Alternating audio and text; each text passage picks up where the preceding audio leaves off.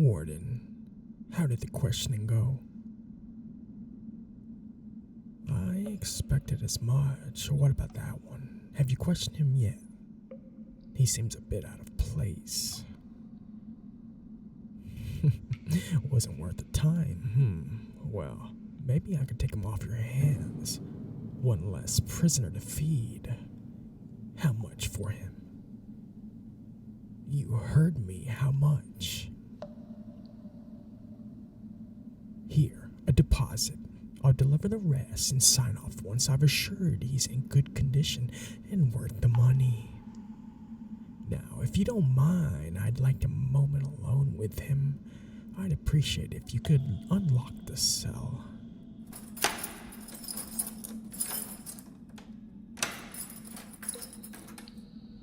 That's what I thought.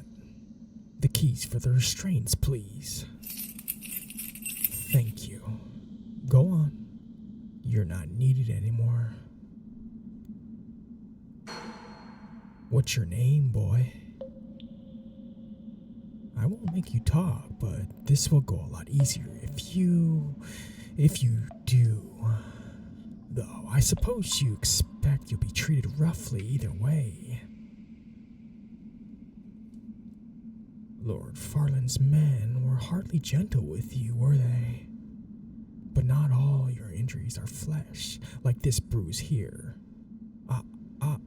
Don't shy away from me now. This one on your jaw is old. The guards didn't do that to you, so who did?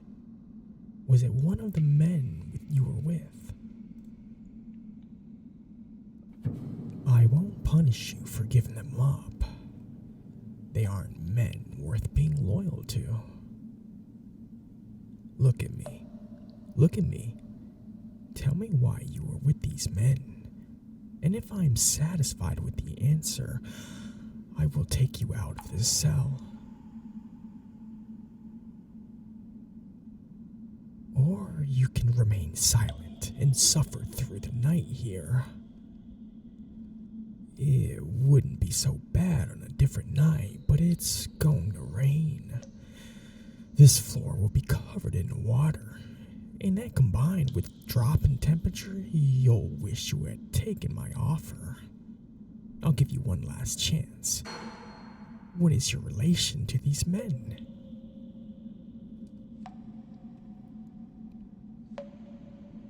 Good, I must admit, I expected you to lie. You see, I had already pieced together your situation when I overheard the guards. Out of the 5 they caught, you were the only one without a brand. They figured you were initiated for their gang, that this was a test. But I thought there might be a different reason as to why you were with them. People find themselves working with those bastards for all sorts of reasons. You're lucky my curiosity was piqued, or you would be suffering the same fate as the others. No doubt they'll face a decade at least for attempting to steal from nobility. I can't stand talking to you like this. Give me your wrists and let us be free of those chains.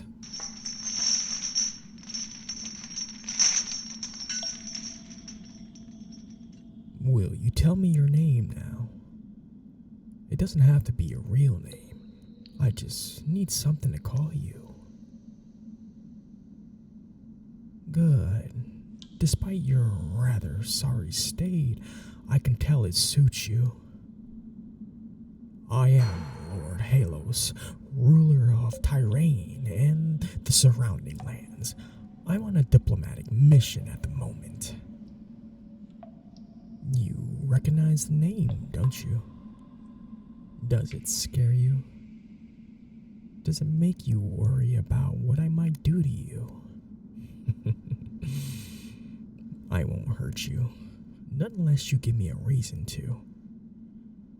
I suppose I have to figure out what to do with you then. I can't just let you go, not in your condition. Shh. I said I would let you out of the cell, Not that I would let you go. Night is already falling and a storm is approaching. You're stuck here for the night. And even then, I can't let you go after placing such an investment. I think I might be able to find use for you. But let us leave this place. There's no reason for us to be in this dungeon any longer. Come on, stand up. Steady.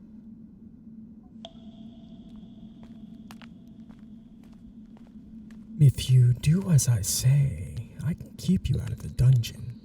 But until you're officially signed over to me, there isn't much I can do if you break any more rules.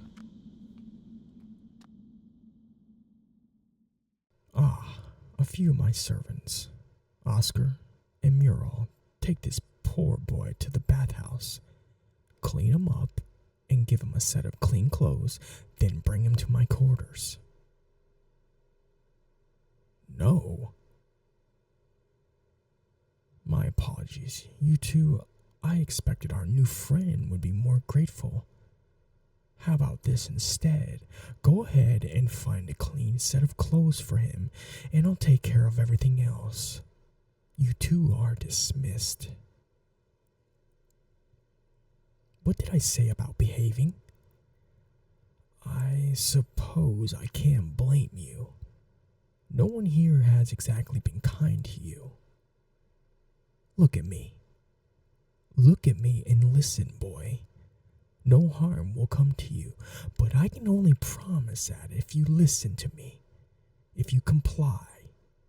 We are guests here.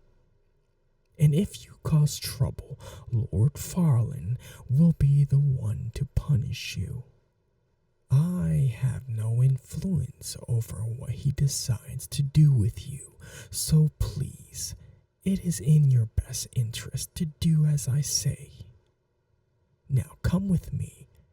We're going to the bathhouse to get you cleaned up.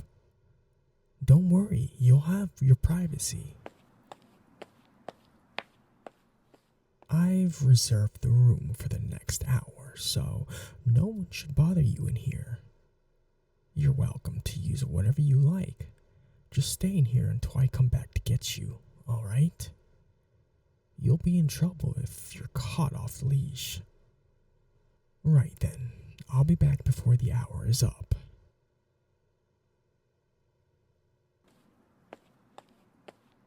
Good, you're out. I was worried I'd have a hard time getting you to leave. Don't worry, I can't see anything under the towel. Here are your clothes. It's a servant's uniform, so hopefully you won't draw too much attention. Here, let me help you with those buttons. I'm going to have a new uniform designed for my servants. One that's faster to put on. I fear they're wasting precious moments with these silly closures. I have shoes for you as well. They aren't brand new, but at least they aren't falling apart like the ones you had before. What's this in your pocket? What are you hiding? A razor? You sneaked it in while I was turned around, didn't you? Oh, the things I could do to you with this razor. You know better than this. Listen, so long as you follow my orders, no harm will come to you. Do you understand? Good. Now, are you hiding anything else? Or do I need to search you?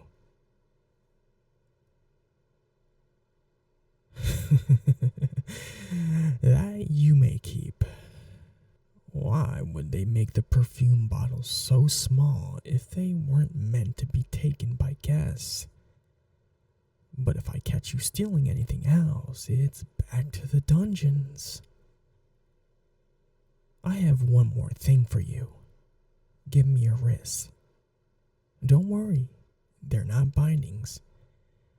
They're just leather cuffs. My other servants have them too. They have my insignia on them, so it'll serve as an extra layer of protection. Anyone who sees them will know you're under my care. You can take them off at night when you aren't out and about.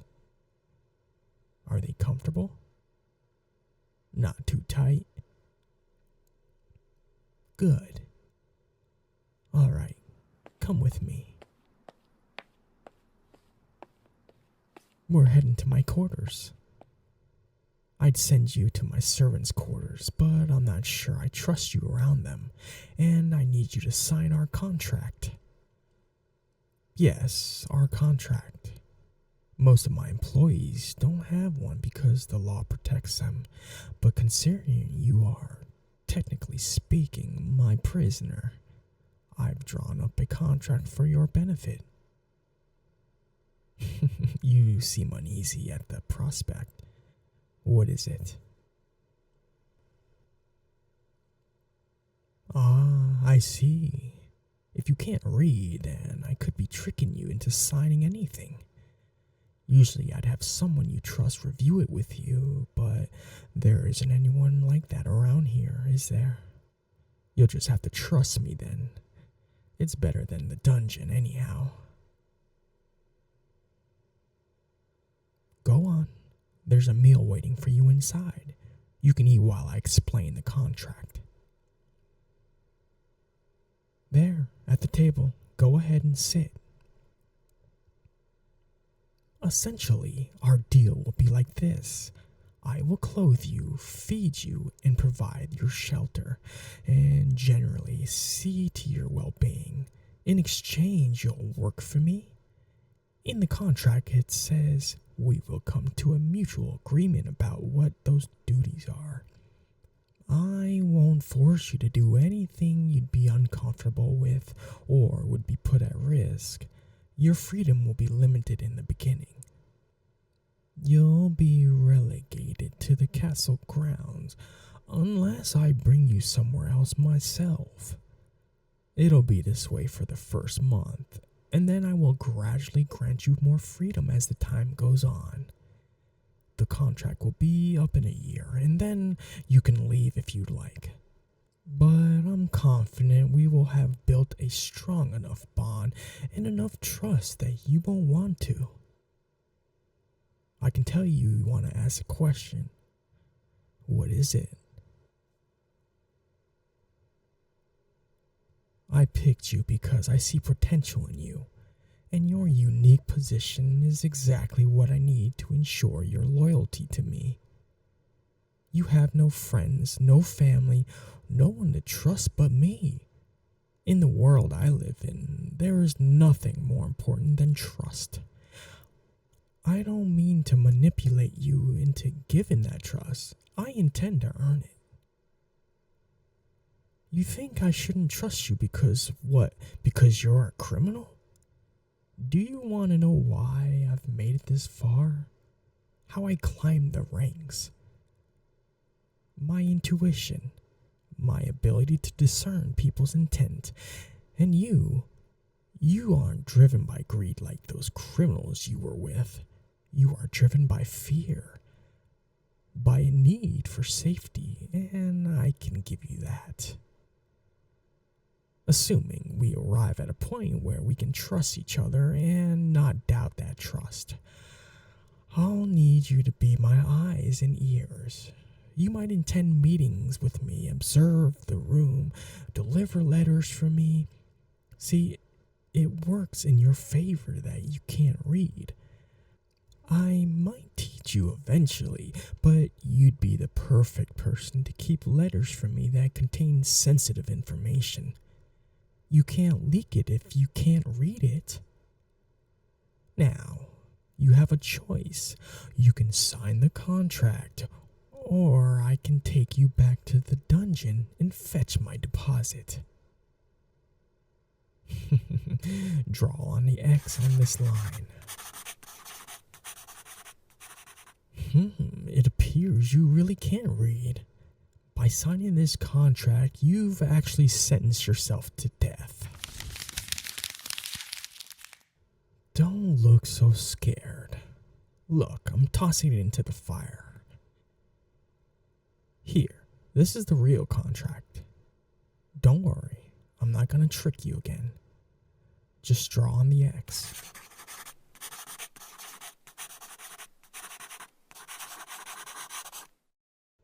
Perfect. I'm going to seal it in this tube. It's yours now.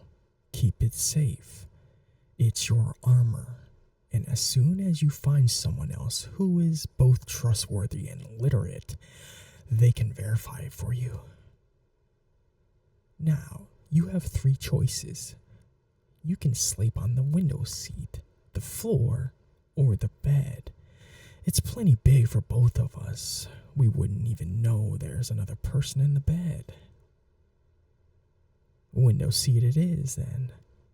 Take all those garbage pillows off the bed, will you? I don't know why the servants bothered putting them back each morning. Will you help me with my armor?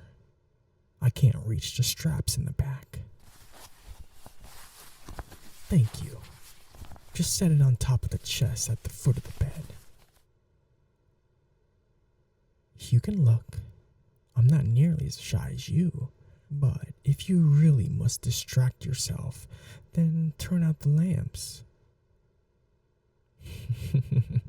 Already following my orders. There's hope for us yet. Get some rest, boy. Tomorrow is going to be a long day.